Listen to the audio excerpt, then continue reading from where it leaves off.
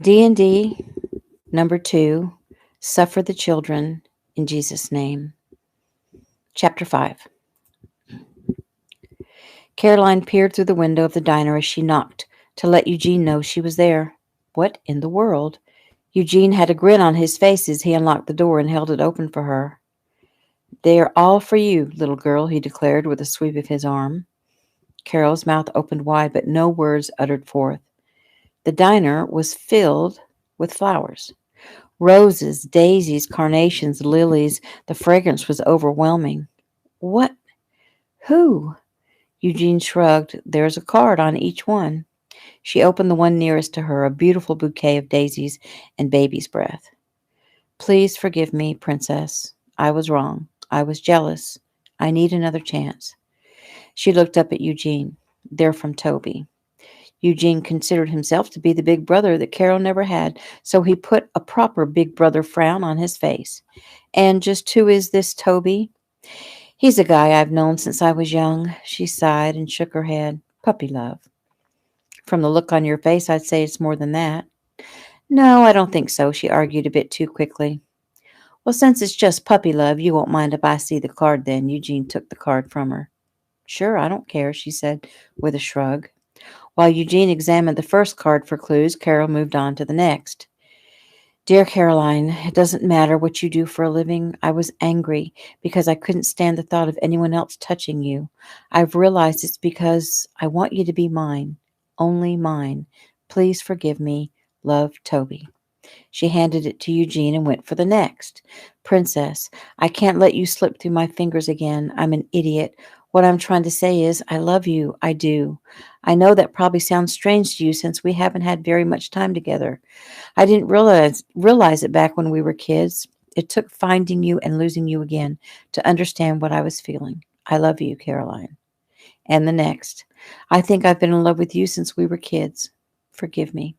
And the next, and the next, and the next, and all of them said essentially the same thing. He was sorry for getting so angry. He'd been jealous and took it out on her. He discovered he loves her and would do anything to prove it.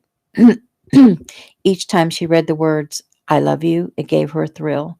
Her heart beat faster. Her face began to glow. She was thinking she returned those same feelings. Hadn't she thought about him steadily for the past 15 years? Hadn't she dreamed about him? Hadn't she thrilled to his kiss? Didn't she long to be in his arms again? But pigs will fly before she would tell him that. He would not get off that easily. Eugene watched her and smiled. Carol seemed different. She was always pleasant, a real sweetheart, but her eyes never reflected the pleasure he saw in them now. She actually seemed happy. Oh, she tried to hide it well enough, but this Toby fellow must be something, to have his Caro glowing like a candle. They turned as the regulars came filing through the door, wide-eyed. "Wow, it looks like FTD threw up in here," Irene quipped. Rosie smiled as she read one of the cards. "He's a fine young man, that one," she purred.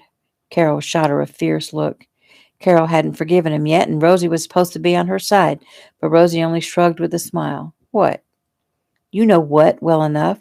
That fine young man let you know he was upset you'd taken on my way of life?" "Enough," Caroline declared. "Eugene, get to cooking. Y'all sit down and relax. I have a hard day ahead and don't have time for this nonsense." New scene. The second Toby's recording session ended for the day, he headed for the diner, only to discover that Caroline had already left. So Toby took some time to get acquainted with Eugene instead. He left feeling assured that both he and Eugene had Caroline's best interests at heart, and with the address to the rehearsal hall holding Caroline's auditions. Toby sat quietly in the back of the auditorium. Caroline's performance was mesmerizing. She was wonderful. Maybe he was a bit biased. No, being quite objective, he felt Caroline was the best. Unfortunately, some of the others were struggling, sending the choreographer into a dramatic rage. Suddenly, he threw some papers and screamed Carol's name. She moved forward to the apron of the stage and peered out at the man. Toby sank down into his seat. He didn't want her to catch him watching without her permission. He hadn't been able to help it. Once he knew where she was, he couldn't resist going to see her. "Take Group A backstage," the choreographer demanded, and work with them until they know the routine backward and forward. But she began. What? He snapped at her. She smiled nervously. I'd like to stay with the main group to get the lead dance parts down. Look, Carol, I already know what you can do. Now I need your help, and so do those girls, 'cause if they don't get this dance down, most of them will be out. Got it? Carol nodded. Got it, she said softly. She turned and left the stage. Toby considered what he just witnessed. The choreographer had led Carol to believe that he thought her the best, and maybe he did. But Toby wasn't fooled a bit by the ploy. It was a clear booby prize kind of thing. He had no intention of selecting Caroline for the lead dancer. He already had his girl selected. It was obvious he favored the buxom brunette. He'd asked Caroline to help because she was good, and to let her know at the same time that even though she won't get the part, he still thought she had value. It was a shame because she was good, really good, at least from his uneducated point of view. Toby slipped out before Carol noticed him watching. He had no wish to make her feel uncomfortable, and more importantly, no wish to raise her ire. He thought about her as he headed back to the hotel. She'd been beautiful on stage. Her hair pulled back away from her face accentuated her eyes. Had she always had those high cheekbones? Of course, he remembered the cute little chin and those gorgeous legs.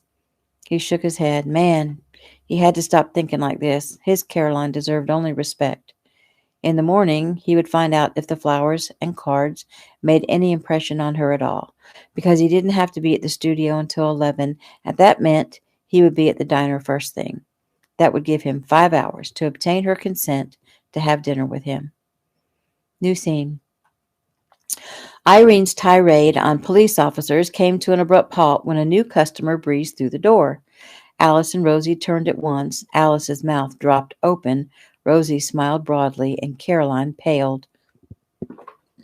He sat at the bar.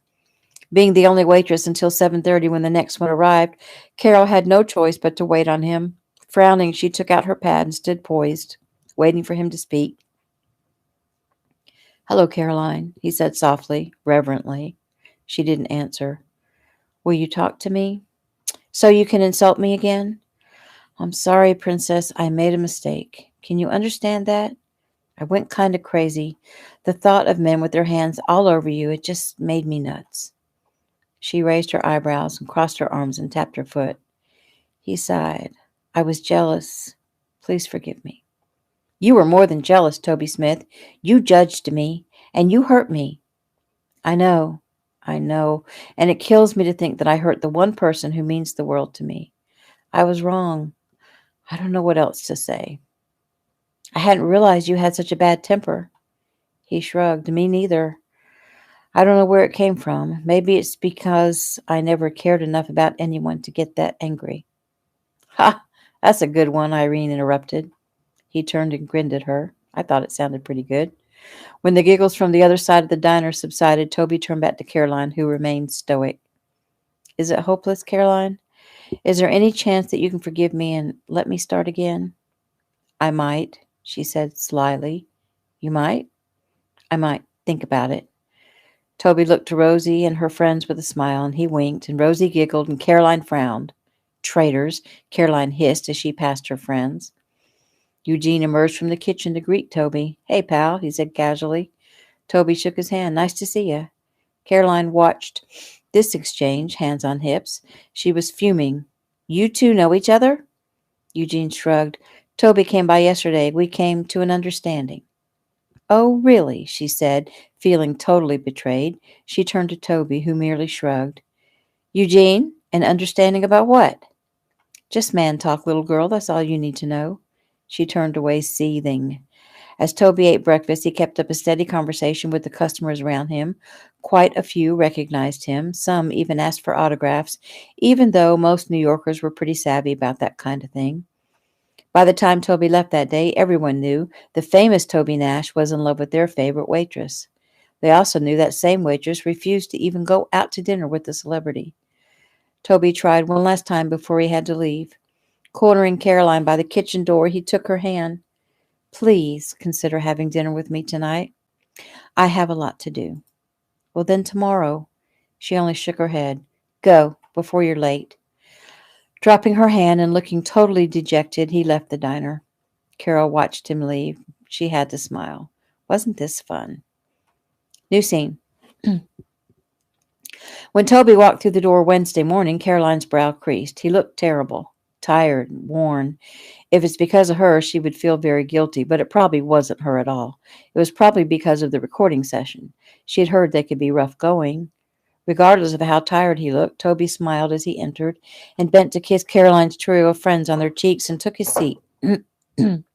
When Caroline approached to take his order, he took her hand. "Good morning," he whispered. She looked down at his large hand holding hers and then back up at his tired face. She couldn't help but be concerned. "You okay, Toby?" His smile widened. "Does that mean you care?" Caroline pulled her hand away and glared. Toby sighed. "I'm fine. A little tired is all. We worked late into the night. No more tired than you, I'm sure." Before she could answer, Eugene approached, and Toby nodded at him, and Eugene reached up to tune in the radio. He then took Caroline by the shoulders and sat her down. "Eugene, what are you doing?" "Shh," he hissed. "And now we have a very special early morning dedication." Caroline's gaze swung around to Toby, but he wasn't gloating. Only love shone in his dark blue eyes. "Our next song is one by Toby Nash, and is going out from Toby to the woman he loves, Caroline. He hopes you will remember the beginning, because he wants to be there all the way to the end. For Princess Caroline, with love."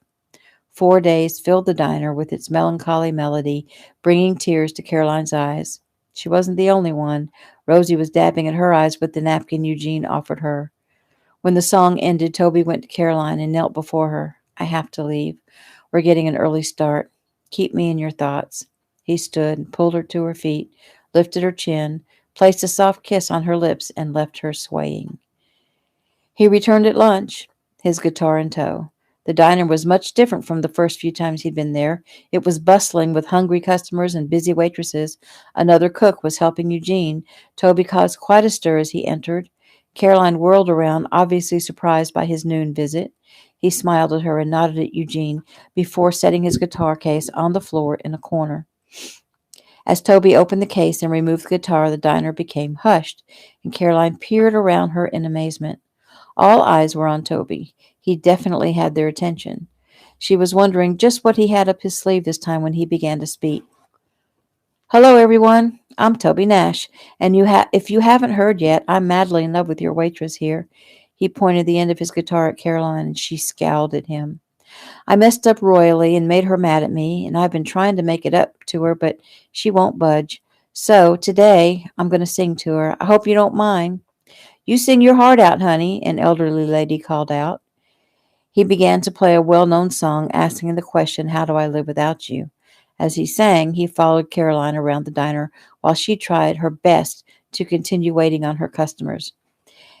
He thought he had her cornered once, but she spun away, and finally, though, he got position, and suddenly it was just she and him, her back against the wall, nothing between them but the guitar itself. She trembled as he continued to serenade her. His voice was smooth as butter, and warm, and deep, and beautiful, and she loved him. She truly did, and she had carried this game far enough because she wanted him. She wanted him like she had never wanted anyone or anything in her life. His song came to an end, and the diner was silent, and Toby was gazing into her eyes as he strummed the last note. Her heartbeat fluttered against her chest. Caroline struggled to catch her breath, then the guitar was pressing against her as Toby leaned forward. She could resist no longer. She lifted her mouth to him, and he took what she offered, softly at first, then fervently. She didn't care that others looked on. She only cared about the rush of joy and love that flooded her heart. And when he pulled away, the rushing sound in her ears faded, and she was surprised to find the entire clientele of Eugene's diner applauding. "Have dinner with me tonight." She couldn't find her voice, and she nodded. "I'll come for you. Where do you live? And don't give me the runaround this time." She pointed out the window across the street toward the southwest corner to a run-down brick building with a large green door. "Second floor, apartment A." He smiled. "See you tonight." New scene. Caroline took her time dressing. She settled on a white skirt and a white blouse with tiny pink butterflies on the lapels. The straight skirt, belted with a gold chain, was tight and came to just above her knees. She turned slowly in front of the mirror, making sure she was presentable. Her hair came sleekly to her shoulders and turned up in a little flip. She gave one last shake of her head as she heard the knock at her door. Her smile fell, however, as she opened the door to find George Mancini in the threshold. She tried to slam the door, but he blocked it with his foot. "What do you want now?" she asked, exasperated. He ran a finger up her arm. "Now don't you look good all dolled up like that." "Stop it," she said, jerking her arm away. "What do you want?" He glared at her. "I'm just reminding you, next month you owe me your regular rent plus the 100 you were short this time." She drew in a sharp breath. "You took my tickets instead of payment." "Did I?" He grinned. "Prove it." "Get out." He moved closer to her. "Unless, of course, you want to change your mind about other things." She moved away. "I'm expecting company. Now get out." He looked over his shoulder. "Fine. Just remember, an extra 100. Only a few seconds later, Toby made his way up the stairs. He nodded at the scrawny Italian-looking dude who darted past him. Toby turned to watch him with a frown. He looked familiar. The thoughts were wiped from his mind, though, when Caroline answered the door. My goodness, she was something. She looked at him. Sunshine. Pure sunshine. "Hey," she said softly. "Hey." He shook his head in amazement. "You look beautiful, Caroline. I still can't get over how you've grown up." "I know what you mean. Seeing you again, it's like a dream." "Well, then, here's hoping I never wake up." She giggled. They went back to the Italian restaurant they'd visited the night they'd run into each other. The staff remembered them and seated them among whispers, winks, and talk of lovebirds. Toby smiled at Caroline across the table. "Tell me about you, Caroline. Last time we were together, we talked about the past and about me, but we didn't talk much about you. Are you dancing like you told me you wanted to?" She smiled, realizing how silly she'd been to try and keep him from knowing about her life. Besides, she actually was dancing, and that's what she said she'd do. "I am. I've been in 12 Broadway productions now and bunches of smaller shows. I also teach." "You do? Where?" "I teach at Madame Pierre's New York School of Dance." "Wow, that's pretty cool. That's a big deal school. Even I've heard of that one." "Madame Pierre is my teacher. She's a wonderful lady and an extraordinary teacher, and she was the prima ballerina for the Paris Ballet back in her day. The Ballet de l'Opéra National de Paris," Caroline said with a smile. "It's a great honor that she allows me to teach for her." "That's wonderful, Caroline. And your French sounds somewhat authentic. Not that I would really know. So you teach dance, you perform, you work at the diner, you speak French. Any other little secrets?" You mean like prostitution?" He grimaced. "Touche. I just meant you already do so much. Is there anything else?" "Okay, I'll be nice. I take classes 3 days a week in the evening," she laughed, "except I skipped tonight's class." Uh-oh. "No biggie. The big thing right now is I'm in the middle of an audition. I'm up for the lead dancer, and actually, final cuts are tomorrow. I haven't had any really big parts in a while, so I'm hoping to get this one." Toby looked into her eyes. He hated to see the hope there that he was sure would be disappointment tomorrow. "There are other parts beside the lead dancer?" "Well, there's the chorus, which is only 10 people, of which only 5 are female, and then there's the main dancer. The entire show is based on dance, so it's really a big part." "Tell me, if you don't get that part, what will you do?" She shrugged.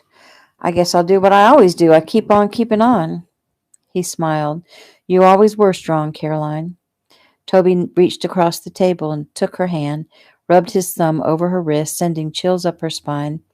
Leaning down, he softly kissed the skin of her palm, and she licked her lips. You don't know what you're doing to me," she complained. He looked up amused. "Don't I?" Motioning for the bill, he helped her up. "Let's walk."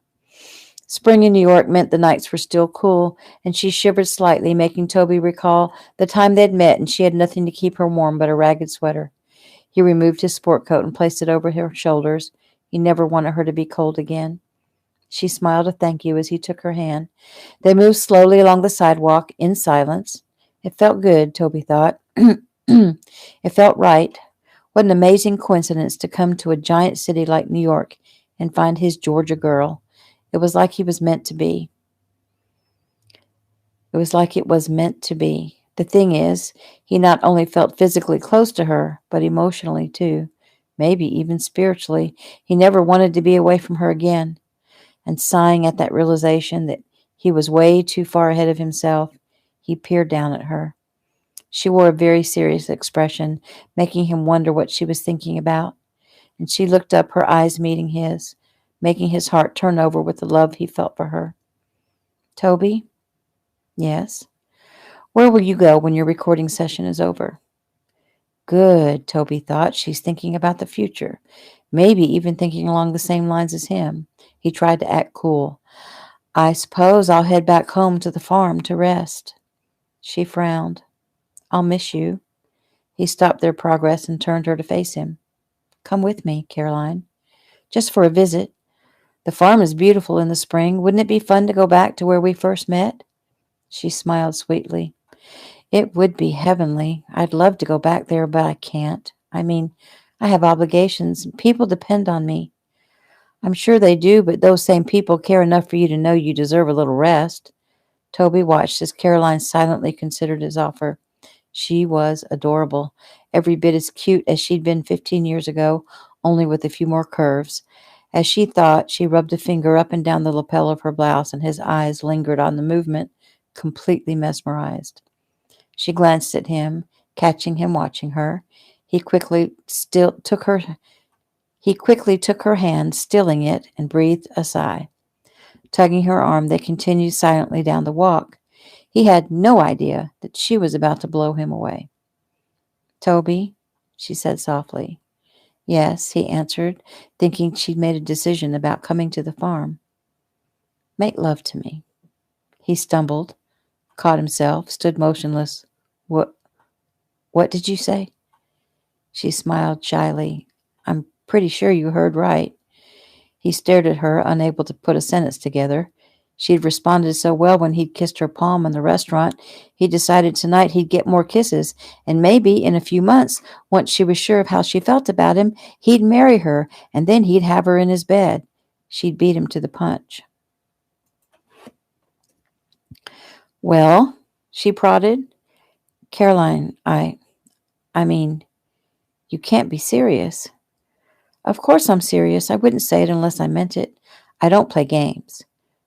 But, Caroline, what? What's the matter? Don't you want to? He swallowed hard. Oh, more than you could possibly know, but I thought to take things a little slower. Why? She looked up at him innocently. Why? Why? Because I don't want to make you mad at me again, maybe? I promise you won't make me mad. Why play games? You want me, I want you. Make love to me, Toby. He shook his head. She had always been honest and open, calling it like it is. There wasn't a pretentious bone in her body. You're shaking your head. Are you telling me no? Caroline, he hesitated, running his hand through his hair. Caroline, I'm trying to do the right thing here. I mean, the honorable thing. She smiled provocatively.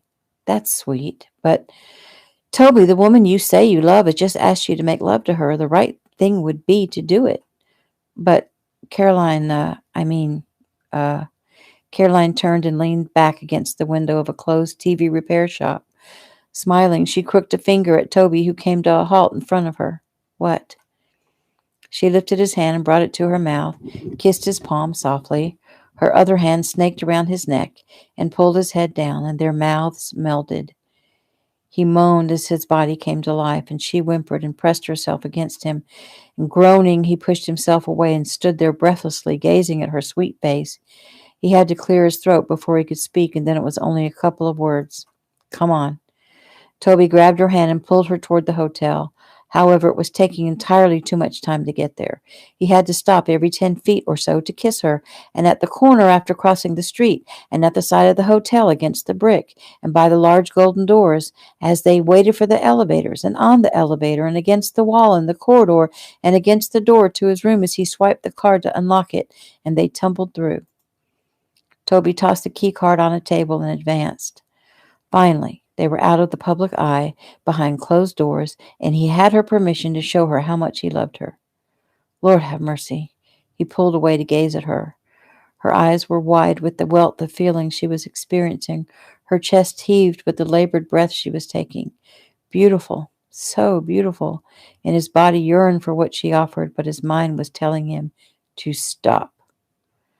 What was he doing? It was their first real date. Is this how he should be treating the woman he loves and wants to marry? Why did she so suddenly ask him to make love to her? Something about it didn't seem right. He calmed himself down, took a deep breath, and smiled at her. Caroline, I know you've read the words because I wrote them about 100 times when I sent you all those flowers, and I know you've heard me sing the words, but I want you to hear me speak the words. I love you, Caroline. Cupping her face, he kissed her reverently and softly, then stepped back. I can't do this. She smiled sweetly. Sure you can. Her fingers reached out, unbuttoned his shirt, pushing it off his shoulders, and he couldn't move. Oh, my, Caroline purred. He was gorgeous. She'd known he was a large man, only now with his shirt off, she could see his chest rippling with muscle, sinew, and bone. Her words brought Toby out of his trance, and he took her hands in his and removed them from his chest. What are we doing?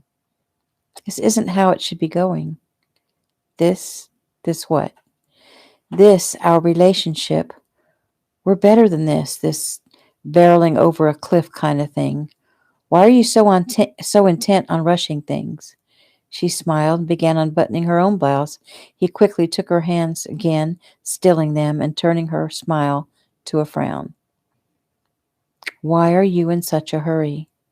She looked up at him, eyes wide. I'm not sure. We don't have to rush things. I'm not going anywhere. He pulled her over to sit on the bed. Talk to me, Caroline. Tell me what you're thinking. I don't know. I mean, you love me. Isn't making love the next logical step? Toby thought and swallowed hard. I think the next logical step would be to get to know each other a little better. We've only been in each other's company about a week's time, and half of that was over 15 years ago. Yes, it feels like we were meant to be together, but still, I don't feel right about the direction we're headed. It's not that I don't want you, because Lord have mercy, the wanting is powerful, but I want this to be a long, happy relationship, you know? She nodded, wide-eyed. Well, to be honest, I don't know much about the direction a happy relationship should go. I've never been in one. I've never been with anyone. I just thought, you love me, you would want to make love to me, and I don't want to lose you, and so you think if you don't give yourself to me, then you could lose me? Princess, you could never lose me, and please know, I do want to make love to you, but I want to do things right. I want to do right by you, and if you've never been in a relationship, then that is even a better reason for us to take this slow. But hey, let me back up a sec. You've never been in any relationship? She shook her head. Not really. I've dated a few times, but it never lasted. I assumed because they always want to go straight to sex, and I didn't, so they wouldn't call me again. The lights started to go on for Toby. So what you're saying is you thought that if you didn't give yourself to me, then I wouldn't call you again? She shrugged. I guess. I mean, I wasn't thinking that outright, but maybe subconsciously. I don't know much about love. So, Caroline, you're a virgin? She laughed. Well, I am, and I guess I will remain so. He sighed. You're a 27-year-old beautiful woman living in New York City. It never crossed my mind, you being a virgin. Well, no one ever made me want to, like you do, until now. You make me feel things I've never felt before. He smiled at the thought. When he thought she was a hooker, he'd been jealous of men who didn't exist. She was his, totally and completely, and oh, how he loved her. She hadn't said anything to him about love, but all these feelings couldn't be one-sided. She'd been willing to give herself to him. Well, if she didn't love him, he'll do whatever it takes to make her love him, because he now knew he would never survive another separation. She yawned and stretched out on the bed. I bet you're pretty tired. Yeah, I am. I just want to close my eyes a minute. He rose and pulled the blankets over her. Rest your eyes a minute, and then I'll get you home. New scene. He sat at the small table, writing down the words flowing through his brain. Raising his head, he gazed at her. She'd fallen asleep, poor thing. He knew she'd been up since 5 that morning. She'd worked 8 hours at the diner, attended a grueling rehearsal for 3 hours, got all dressed up, and went out with him. And she had to do it all over again tomorrow. Only tomorrow for her was not going to be a pleasant day. She would suffer the disappointment of not making the lead dancer, and he would make sure he was there for her. He rose, straightened her covers, and softly kissed her forehead. He headed back to write some more, but turned at a pitiful sound. Caroline was whimpering in her sleep. He reached for the light and peered down at her and touched her arm softly. Caroline, wake up. She drew a startled breath and sat up quickly. Huh? Oh, Toby. She smiled and sank back onto the pillow and peeked up at him. Hi. What time is it? It's 1:30. She frowned. Oh, my. I need to get home. He smiled down at her. Why don't you go ahead and sleep? I'll take you home in the morning. She smiled up at him. Okay, so why did you wake me? You were crying. Her smile faded. I must have had a bad dream. You can't remember? Uh-uh. He sighed. She'd come a long way from the abused little girl he'd first met, but the scars were there, and he hated that he couldn't change the past. He reached down to fix the covers again. She stilled his hand and held it tight in hers. You really love me? He smiled. You don't believe me? It's not that, it's just, she shrugged. I don't know. People say the words all the time. And then their actions say differently, he added. She nodded. Yeah, I'm not even sure I believe in love. He pulled his hand back and turned and sat next to her. He realized she spoke of a very deep pain. It wasn't love in general she was questioning, but the fact that she herself could be loved. She hadn't had much evidence of it during her life. He thought hard, searching for the words that would be right. Princess, you must know that there are a lot of people who love you. You are an incredible person. Oh, please. I'm not kidding. Her clenched jaw told him she truly didn't believe him.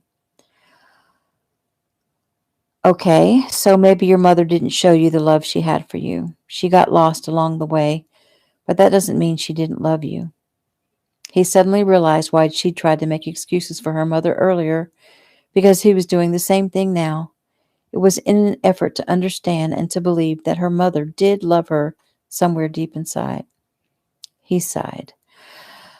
I guess I was lucky. My parents were there for me, and they taught me how to love and also how to receive love, and now I need to teach you how to receive love because I do love you, sweetheart. You make me sound so pitiful. I hate that. Well, I don't mean to do that. You don't seem pitiful to me at all. You seem incredibly strong and brave and independent to a fault, and I'm proud to know you, and none of that involves pity. To be honest, though, I do think about what happened to you as a kid, and it does make me hurt for that little girl. You've always been honest, Toby. I like that about you, but I feel like a freak, like, look at the poor little girl with the black eye, or I heard her mother kicked her in the stomach and made her cough up blood. Toby swallowed. Did that happen? Doesn't matter. He touched her face. Everything matters. He controlled the shudder and pushed the anger down. How old were you when that happened? She shrugged. I really don't remember. I was pretty young, I think. It was before I met you, but you're wrong, Toby. It doesn't matter. What I went through was not nearly as bad as what others have experienced, and it wasn't a constant thing. There were good times, too. I don't want you to feel sorry for me because there are others much worse off than me. Sure there are. However, you're the one I know and love. Well, I really don't like talking about me, and I don't want what happened to me as a child to define who I am as a person. Besides, talking about it makes me feel freaky. Okay, Princess, so we won't talk about it anymore if you don't want to. But Caroline, you're not a freak. You're a survivor. And there are emotional scars, and there would be for anyone. And the thing is, let me help you overcome them. Let me love you, and then maybe one day you will come to love me too. She looked up at his face, surprise registering on hers. One day? Oh, Toby, don't you know? I've been in love with you since we were kids. He smiled. Really? She laughed. I thought you knew. I can't read your mind. I'm just a man who is very much in love with you and is extremely happy to know you feel the same way, and a man who—" He stopped. Who what? She persisted. He sat on the bed with his back against the headboard and pulled her over to sit in front of him, wrapping his arms tightly around her. Who wants nothing more than to hold you right now. He'd been about to tell her that he had plans to marry her and take her away to live on his farm in Tennessee. Instead, he whispered in her ear, "Give it time. Everything will work out. Just let me try to make you happy. I want that, your happiness." She leaned her head back against his chest and drifted back to sleep. And the next time she woke was because Toby was nibbling on her ear, and she giggled and opened her eyes. They were still in his bed, only they were snuggled together, side by side, and she turned to face him. "Good morning," he sighed. "Yes, it is," she said with a smile. He touched her nose. "This night has been the most wonderful night. Just holding you and watching you sleep. I could die a happy man."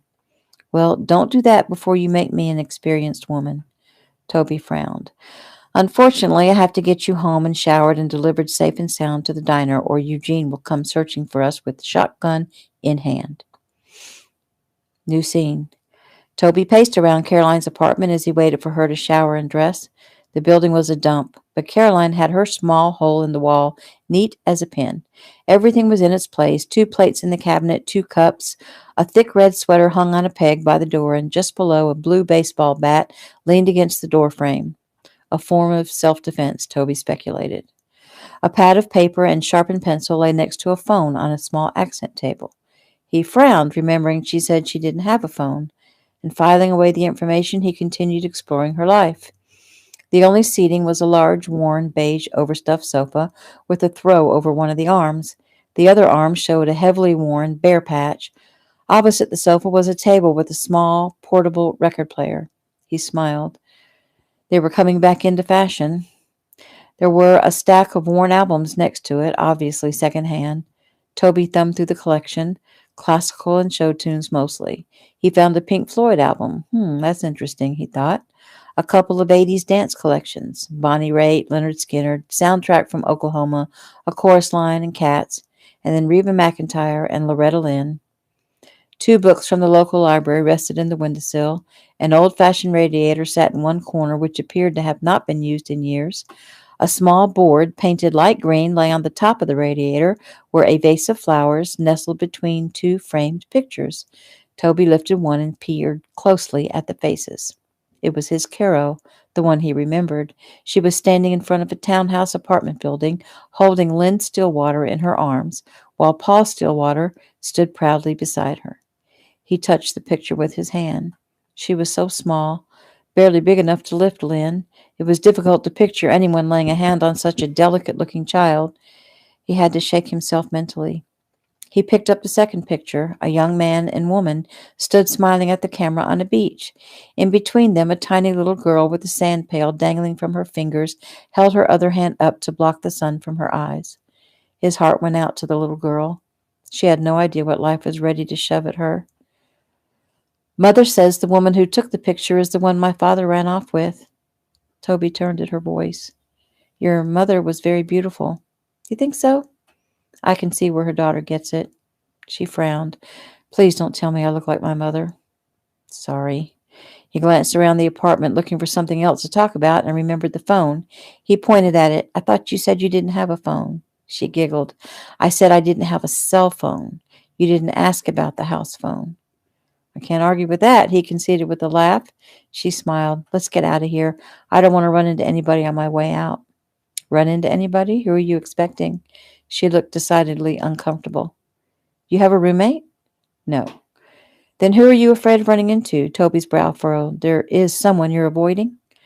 "My landlord, George. He's not a nice man, and I try to have as little to do with him as possible." "How is he not nice?" She shrugged. "He tries to collect the rent." Toby smiled. "Isn't that what he's supposed to do?" "Yeah, well, I've been a little short in cash, and he tries to get me to pay in other ways." Toby's blood pressure began a steady ascent. "Has he ever touched you?" "Come on, Toby, don't start that jealous stuff again." "This is not jealousy. It's a matter of your rights. Has he ever touched you?" She lowered her eyes, and he tilted her face up to him. Well? She rolled her eyes. Sure, she said nonchalantly. All the time. I mean, nothing that I can't handle. I will say this. I hate him. He has no respect for women. Toby fought down the fury and tried to sound calm and logical. You realize, of course, he has no right to touch you, even if you can't pay the rent. Have you filed a complaint? She shook her head. I don't think anybody would listen to me. Why would you think that? Anyone is entitled to file a complaint. Just go down to the police station and file. And what would that get me? They'd probably advise me to pay my rent on time. Well, they might speak to him. He might think twice before he touches you again.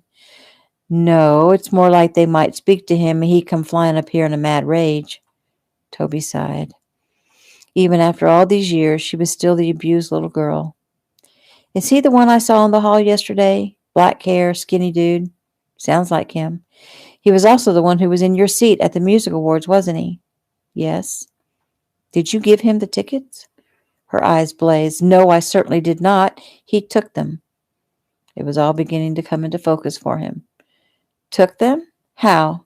He just came in and took them from me. Did you let him in? He doesn't seem to need an invitation, Toby. He barged his way in and demanded the rent money. When I couldn't find it, he grabbed me and, well, anyway, he took them. You couldn't find it? Where was your rent money? I lost it. How did you lose it? She scowled, hands on hips. I don't like being made to feel like I'm being interrogated. Sorry. I didn't mean to sound so pushy. I'm just concerned. I love you. I care what happens to you. She gave a tiny smile. All right. I suppose I can understand that. Look, if I tell you how it all happened, can we go? He nodded, his arms folded across his chest. She explained how some guy took her money and how George took her tickets, and Toby found he wanted to commit murder. He fought to get control of the anger that threatened to consume him. He comforted himself, thinking she wouldn't have to deal with this guy much longer, not once he asked her to marry him. Hello, Earth to Toby. Sorry. Does this Mancini guy live in the building? No. Why? What are you going to do? I was thinking I might have a word with him. No, Toby, please don't start anything. I can handle it. How? By trying to avoid him? She looked down. That's not fair. I'm handling the situation the best I can. I hate confrontation, Toby. I'd rather just let things be. Of course, she hated confrontation. Her life had been nothing but a series of confrontations. Pressing his lips together, he nodded his head. Okay, we'll play it your way. Just tell me one more thing. How much money do you owe him? She scowled up at him. I don't owe him anything until the 1st of June, and if you think for 1 minute I would take money from you to pay my rent, you're sadly mistaken. Okay, he grinned. You're cute when you're mad. Huh. If you think this is mad, you ain't seen mad. He laughed, pulling her close to him and lowering his mouth to hers, slowly rubbing his lips over hers. You deny me the pleasure of fighting for my lady's honor. I can't think straight when you do that, she answered as she lifted her mouth for a proper kiss. That was my intention. They were 5 minutes late, arriving at the diner, and Eugene was already at the door looking out for her.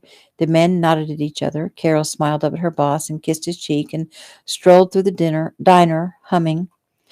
Toby sat at the counter and took Caroline's hand. I have to be at the studio soon, but I'll be back here before 3. Would you consider letting me come with you to your audition today? She nodded with a smile. I'd love to have you there, Toby. Today is the day for final cuts. I'm sure I'll make the cut, but hoping I'll go one more and get the lead. If that doesn't happen, you'll be good for morale. Well, then I'll be here at 3. He stood and took her in his arms and kissed her, and she didn't want to let him go and snuggled in closer, lying her head on his chest. He stroked her hair, took a deep breath, and stepped back. New scene. Well, I'll be darned, boys, Jeff said loudly as Toby strolled into the studio. The boys from Crazy 88 held off toying with their instruments to hear the conversation. What? Toby asked. He glanced around at everyone staring at him. I got hair sticking up or something? Jeff grinned.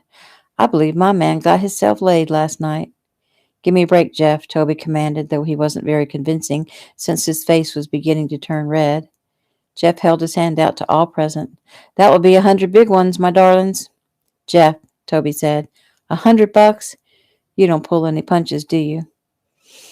Jeff shrugged. A man's got to do what a man's got to do. Even the Crazy 88 band members were paying up, Tony noticed. Well, he said sarcastically, I'm so glad I could oblige everyone for their entertainment. And I'm so sorry you'll have to give back their money. What are you talking about? 'Cause I did not get myself laid, as you put it. Aw, man, Jeff complained. All the guys quickly retrieved their money. Then what's got you looking like the cat that got the cream? Jeff asked. Toby shrugged. I guess that's how a fella feels when he knows he's in love. When do we get to meet her? Billy Bob asked in unison. Geez, how do they do that? Evan, Crazy 88's lead singer, asked. The young men shrugged. We don't know. It just comes out that way. Don't try to understand them, Ace comforted. It will make you crazy. Anyway, Toby continued, I'll try to bring her by before we finish up. Now, let's quit talking about my love life and get to work, because I got to be out of here by 2:30. New scene. Toby sat in the auditorium while the director and choreographer did their little speech about how everyone was good and it was too bad they couldn't use them all and how hard the decision had been and so on and so on. The director left, leaving the choreographer to do the dirty work and make the final choices public. Toby was a little surprised that he didn't take the easy way out and simply post the list on the door. Instead, he began announcing names of the lucky chosen ones, beginning with the lead position. Caroline's expression never changed when the brunette was being congratulated by her young peers, but Toby had an idea what she was probably thinking. Caroline herself had been made to work with the girl to help her get it right. The girl no more deserved the part than a tourist on the street, yet it was hers. Toby had known Caroline would not get the part, but he thought the director would be smart enough to keep Caroline in the show and by his side. Apparently, he wasn't. The choreographer read the list of remaining dancers, and the puzzled look on Caroline's face said it all. It was more than just a surprise that she didn't even make the chorus. It was a kick in the gut, like the one she described last night. Toby ran a hand through his hair.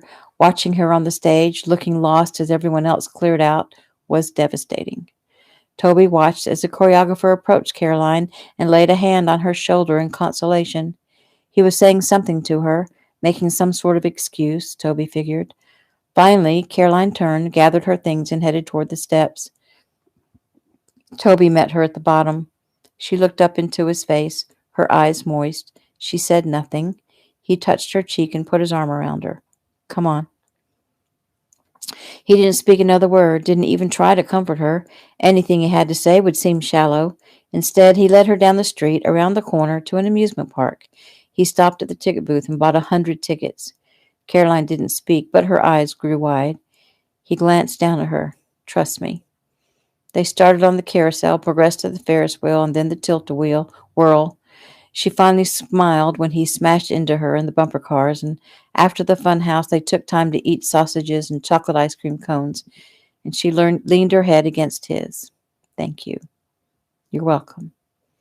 They sat quietly on a bench, watching people as they hurried by to ride the next ride, and Toby observed Caroline as Caroline watched a mother with her 5 children. The mother was explaining that they had spent all they had budgeted for, and it was time to go home. The children were trying to talk their mom into just a few more rides, all but the smallest child, who was grinning up at Caroline, making her smile. The rather harried mother followed her daughter's gaze up to Caroline and nodded politely. Caroline smiled at her. You have a lovely family. Thank you. They're a handful, all right. Hold on just a moment, Caroline said. She turned quickly to ask Toby for the rest of their tickets. He already had them held out to her. My boyfriend got a little carried away, and we were just going to throw these in the trash. There's probably 80 tickets here. Please take them for me. I'll feel much better if you can put them to use. Are you sure? The woman asked. Absolutely, Caroline insisted. The woman took the offered tickets and spoke to her children. There was a whoop of glee as they were informed of the new plans. On their mother's insistence, each child came over to shake Caroline's hand and say thank you. Toby leaned close to her as the family hastened toward the carousel. You're a saint. Oh, go on. She smiled at him mischievously. It was your money I just gave away. Oh, what's mine is yours, Caroline. She frowned. That's not true. He had to remember he hadn't approached the subject of marriage with her yet, even though it was now solid in his mind. He quickly changed the subject. You're good with children. I bet you want to have a dozen of your own. She looked up at him, eyebrows raised. Actually, no. I don't want any children. None, she reiterated, and then rose and walked away before he could say anything. Toby puzzled over that one as he ran to catch up to her. How could a sweet, wonderful person like Caroline not want any children? She was truly complex. Life with her would never be dull. Still, the fact remained, she didn't want children, and he certainly did. He would have to get down to the bottom of this, only now was not the time. He caught up to her and took her hand and strolled quietly through the park. It was Caroline who finally broke the silence. I suppose you're disappointed in me. For what? For being a lousy dancer? I'm sure that's not the case. Then what is it? I know I'm better than half the girls that made it, or maybe not. Maybe it's like those people on American Idol who think they can sing when they really can't. You've already been in a bunch of shows, right? So I'm sure it's not that you can't dance. Well, then what is it? Am I getting too old? He sighed. I don't know, Princess. I thought you were fantastic. What did the choreographer say to you? She shrugged, nothing that made any sense. He was sorry. It was all simple politics. Roxanne, the girl who got the lead, is the daughter of one of the producers. Several of the girls in the chorus are her friends. There wasn't room in the budget for any extra people. She let out a ragged breath. I trained most of those girls. He tugged on her hand. You know what they say. That's showbiz. Yeah, right, she said bitterly, glancing up at him, her mouth tense. Everything seems to come so easy to you. He grimaced, knowing those words meant she intended to take out her frustration on him. Oh well, he could take it if she needed to vent. As a matter of fact, he could rile her enough to help her work out all the resentment. Not so easy. I worked hard for what I have, he said. Oh yeah, let's see. I think I'll be a country singer. Poof, you're a star. Well, it was hardly like that, wasn't it? Did you have to take years of study, battering your body until you could barely stand, having blisters on top of blisters, and working your way through the ranks of thousands to finally get a chance to simply audition? She stopped and stood still. Slowly her head lifted to look up at him, tears swimming in her brown eyes. I'm sorry. I'm being such a witch. Oh, darling, it's okay. You're hurting, and when people hurt, they tend to strike out. No one knows that more than me. She put her hands to her face. I'm so sorry. Of all people, I should know better. You see? You see what kind of person I am? And you wonder why I don't want children. How can you love someone like me? He stopped her tirade by taking her by the shoulders and giving a small shake. Stop it, Caroline. I do love you. With all my heart. You're a good person, a wonderful person, and you're being much too hard on yourself. He gathered her close and hugged her hard. Sighing, he released her and tilted her chin up. Will you believe me when I tell you everything is going to be all right? She smiled. You've always made everything all right. Problem is, you haven't always been around. I can be. Her eyebrows rose. You're going to move to New York? New York? Don't think I can do that. I need the fresh country air of home, but Caroline, when we're done with the recording session, come with me. Wouldn't you like to see the farm again, just for a week? I'll take you out riding, and we can stroll through the woods and play in the creek and have a blast. Please come with me. But she was already shaking her head. I don't see how I can. Who will cover the diner for Eugene, and who will teach my Saturday class? Any number of people, Caroline. She thought and sighed. I'll think about it, but I'm not promising anything. And that is the end of chapter 5.